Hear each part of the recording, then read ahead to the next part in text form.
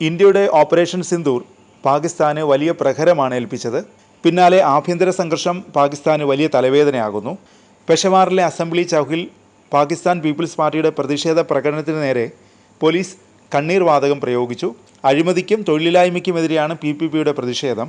പ്രകോപിതരായ പ്രകടനക്കാർ പാകിസ്ഥാൻ തെഹ്രീക്ക് ഇൻസാഫിൻ്റെ പ്രതിഷേധ ക്യാമ്പിനും തീയിട്ടു. പാർട്ടിയുടെ save the പ്രവിശ്യ ക്യാമ്പയിൻ്റെ ഭാഗമായി നടത്തിയ ഒരു റാലിയെ അഭിസംബോധന ചെയ്തുകൊണ്ട് PPPയുടെ കേന്ദ്ര സെക്രട്ടറി ജനറൽ ഹുമയൂൺ ഖാൻ നടത്തിയ പ്രസംഗത്തിലാണ് പോലീസിൻ്റെ നടപടിയുണ്ടായത്.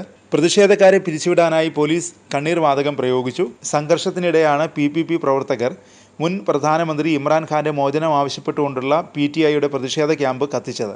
റാലിയിൽ സംസാരിച്ച PPP നേതാവ് മുഹമ്മദ് അലി ഷാ ബച്ച പ്രവിശ്യയിൽ അഴിമതി വ്യാപകമാണെന്നും ജോലികൾ വിൽക്കുകയാണെന്നും ആരോപിച്ചു. PPP വീണ്ടും അധികാരത്തിൽ വരുമ്പോൾ മാത്രമേ ഭീകരത അവസാനിക്കൂ എന്നും അദ്ദേഹം അവകാശപ്പെട്ടു.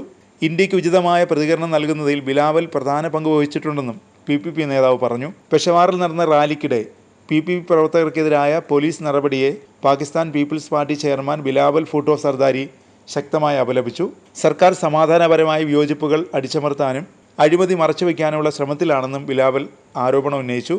പ്രവിശ്യയിൽ വർദ്ധിച്ചു വരുന്ന നിയമലംഘനം, തൊഴിലില്ലായ്മ, ഭരണപരാജയങ്ങൾ എന്നിവയ്ക്കെതിരെ സമാധാനപരമായി പ്രതിഷേധിച്ച നിരായുധരായ രാഷ്ട്രീയ പ്രവർത്തകർക്കെതിരെ കണ്ണീർ വാതകവും ബലപ്രയോഗവും നടത്തിയതിനെ ചെയർമാൻ ബിലാവൽ അപലപിച്ചു. സമാധാനപരമായി പ്രതിഷേധിച്ച രാഷ്ട്രീയ പ്രവർത്തകർക്ക് നേരെ കണ്ണീർ വാതകം പ്രയോഗിച്ചത് ഖേദകരമാണ്. അഴിമതിയുടെ ഉത്തരവാദിത്തം ഏറ്റെടുക്കുന്നതിന് പകരം ജനാധിപത്യ ശബ്ദങ്ങളെ നിശബ്ദരാക്കാൻ പ്രവിശ്യ സർക്കാർ ശ്രമിക്കുന്നതായും ബിലാവൽ കുറ്റപ്പെടുത്തി.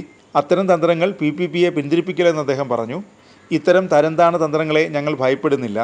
അഴിമതിക്കാരും കഴിവുകെട്ടവരുമായ പ്രവിശ്യ സർക്കാരിനെ ഞങ്ങൾ തുറന്നുകാട്ടുകയും നേരിടുകയും ചെയ്യുന്നത് തുടരും, ബിലാവൽ പ്രഖ്യാപിച്ചു. അതിനിടെ പാകിസ്ഥാൻ മുൻ പ്രധാനമന്ത്രിയും ഇതിഹാസ ക്രിക്കറ്റ് താരവുമായി ഇമ്രാൻഖാൻ അഡിയാല ജയിലിനുള്ളിൽ കൊല്ലപ്പെട്ടുവെന്ന് സമൂഹ മാധ്യമങ്ങളിൽ വ്യാപക പ്രചാരണമുണ്ടായി.